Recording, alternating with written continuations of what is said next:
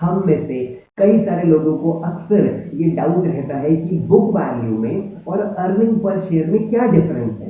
कैसे book value earning per share से अलग है, क्या होता है बुक वैल्यू पर कॉमन शेयर, किसे कहते हैं बीडीपीएस एंड प्रेफर्ड शेयर होल्डर्स और कॉमन शेयर होल्डर्स में क्या डिफरेंस है। ये सभी चीजें हम इस वीडियो के थ्रू डिटेल्ड में समझने वाले हैं। नमस्कार आप सभी को, मैं शुभम बिष्ट स्वागत करता हूं आप सभी का इस YouTube के पावन प्लेटफॉर्म पे जिसका नाम है TYSM स्टॉक इन्फो। आज हम समझेंगे बुक वैल्यू के बारे में। क्या होता है बुक वैल्यू?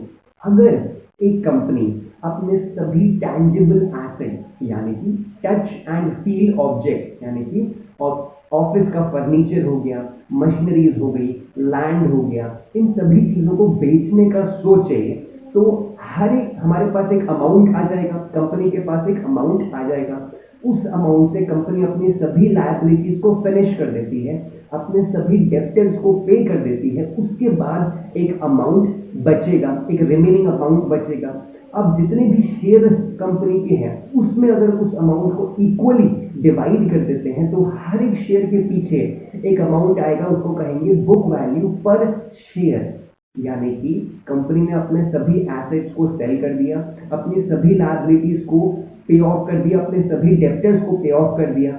उसके बाद अपने सभी आउटस्टैंडिंग शेयर से जो अमाउंट बचा उसको डिवाइड कर दिया। तो एक शेयर के पीछे कितना एसेट का वैल्यू कंपनी के पास है वो अमाउंट हमें मिल गया। अब जानते हैं अर्निंग पर शेयर क्या होता है, व्हाट इज ईपीएस।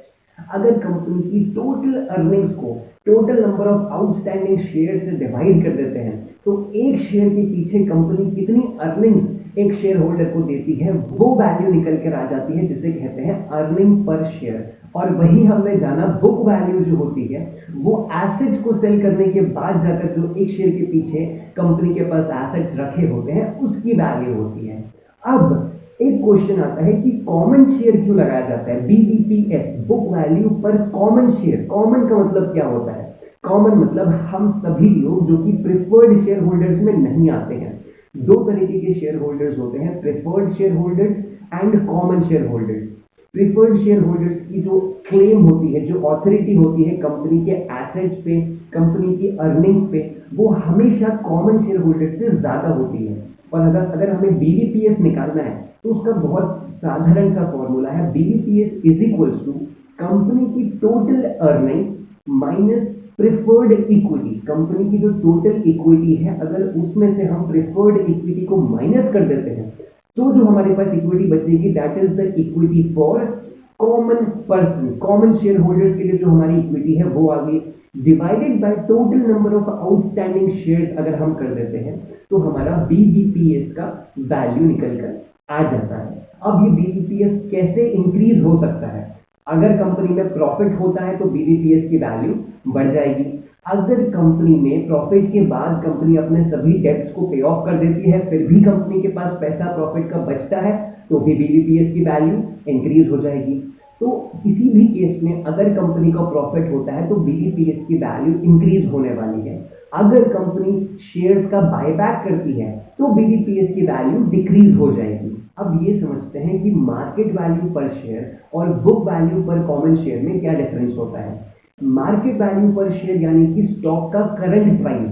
स्टॉक का करंट प्राइस हमेशा एक फ्यूचर पर्सपेक्टिव को लेकर निकाला जाता है, यानी कि कंपनीज की करंट प्रॉफिटेबिलिटी, कंपनी का safety point of view, business का safety point of view, company की फ्यूचर ग्रोथ पोटेंशियल एस्पेक्ट्स, इन सभी चीजों को एक फॉरवर्ड लुकिंग मैट्रिक्स के तौर पे करंट शेयर प्राइस को यूज किया जाता है, उसकी वैल्यू निकलती है।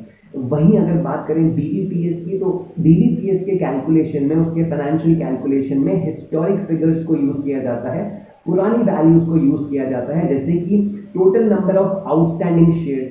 तो total number of outstanding shares वो average number of diluted shares होते हैं जो कि कॉमन शेयर होल्डर्स के लिए पिछले साल निकाले जाते हैं। तो ये कैलकुलेशन जो होती है वो हिस्टोरिक डेटा को यूज करती है। और वहीं पे अगर मार्केट शेयर की बात करें, मार्केट शेयर प्राइस की बात करें तो वो हमेशा एक फॉरवर्ड लुकिंग मैट्रिक्स होता है जो कि फ्यूचर प्रॉफिटेबिलिटी को और फ्यूचर ग्रोथ पोटेंशियल को, कंपनी के फ्यूचर एस्पेक्ट्स को देखता है और उस हिसाब से उस वैल्यू को कैलकुलेट किया जाता है। यही है वो मेन डिफरेंस मार्केट वैल्यू पर शेयर में और बुक वैल्यू पर कॉमन शेयर में।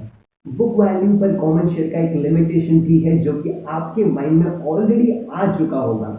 तो वो सभी आईटी कंपनीज जिनके पास ज़्यादा अमाउंट ऑफ टैंजिबल एसेट्स नहीं होते, उस केस में ये वैल्यू या फिर ये फैक्टर कहा जाए कि इतना ज़्यादा काम में नहीं आता है, जस्ट बिकॉज उन कंपनीज का जो प्रॉफिट ग्रोथ है, उन कंपनीज का काम करने का तरीका, उनके प्रॉफिट रेशियोज, उनके कॉम्पिटिशन, उनका वर्किंग मेथोडोलॉजी बिल्कुल ही ज़्यादा अलग हो जाता है, जस्ट बिकॉज वो मशीनरीज या फिर बहुत सारे लेबर्स को उठाकर काम नहीं करने वाले हैं। तो ये था बीबीपीएस का कंप्लीट एक्सप्लेनेशन। आशा करता हूँ आपको बीबीपीएस के बारे में डिटेल में समझ में आ गया होगा। अगर तो आपको कोई भी डाउट है तो आप ज़रूर नीचे कमेंट सेक्शन में कमेंट करके पूछ सकते हैं। हमेशा हम अवेलेबल रहने की पूरी कोशिश करेंगे और आपके डाउट्स जल्द से जल्द सॉल्व हों इसकी भी हम पूरी कोशिश करेंगे। चलिए, ख्याल रखिए अपना। नमस्कार।